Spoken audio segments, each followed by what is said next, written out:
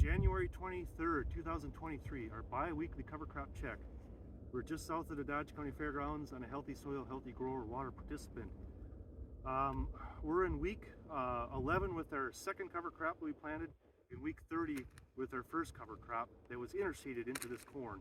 So we're standing at our flags where we usually stand at our NRCS flags.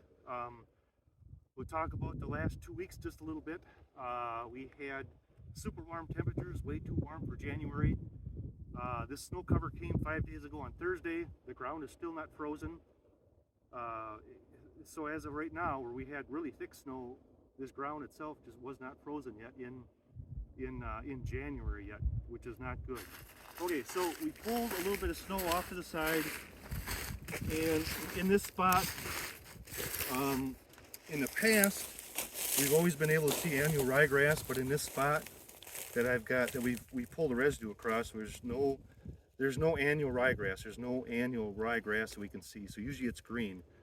So this is the first time in a video that we haven't had any for this year. But so we've got some vetch. This is a 30-week-old plant. This was planted into our interseed into our corn. And here's a clover plant. Here's our two plants. Just those two plants. I think there's another. Here we go. There's another clover plant here as well too. So these are 30-week-old plants. And then our 11-week-old plant is rye. So 4 weeks ago, it's been way too warm in January. This actually started growing, so we got some green rye. It's in a row. You can actually see it in a row. I don't know how well you're going to be able to see it on the video. And we got a whole bunch of little bitty rye seeds where we maybe didn't get that in the ground as best as maybe what we wanted to. But it's actually germinating, growing. This rye will be okay. So this rye will grow in when it warms up. So, but anyways, we can see the rye in the row. That's cereal rye. Okay, dug into the ground and said there's no frost in the ground. That's unfortunate, but this is what it is. So just nice loose ground. This mat that I pulled up from in a different spot. So here we've got some annual ryegrass where it's just kind of freeze dried. So it's still green, but I'd say it's freeze dried. This is just all in a mat of residue, a super thick mat of residue of high yielding corn.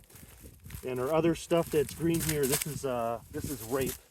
So this rape, there's a rape plant there, and here's part of a rape plant. So that's still green. You can see it's kind of freeze dried. That's a 30-week-old plant that was interseeded into the cover crop. So we'll shoot a video going down the corn. It's been just way too warm for January. We got some snow 5 days ago. The ground's not frozen. Doesn't look like there's much going on above ground, but the plants themselves are still green. So there's stuff going on below the ground.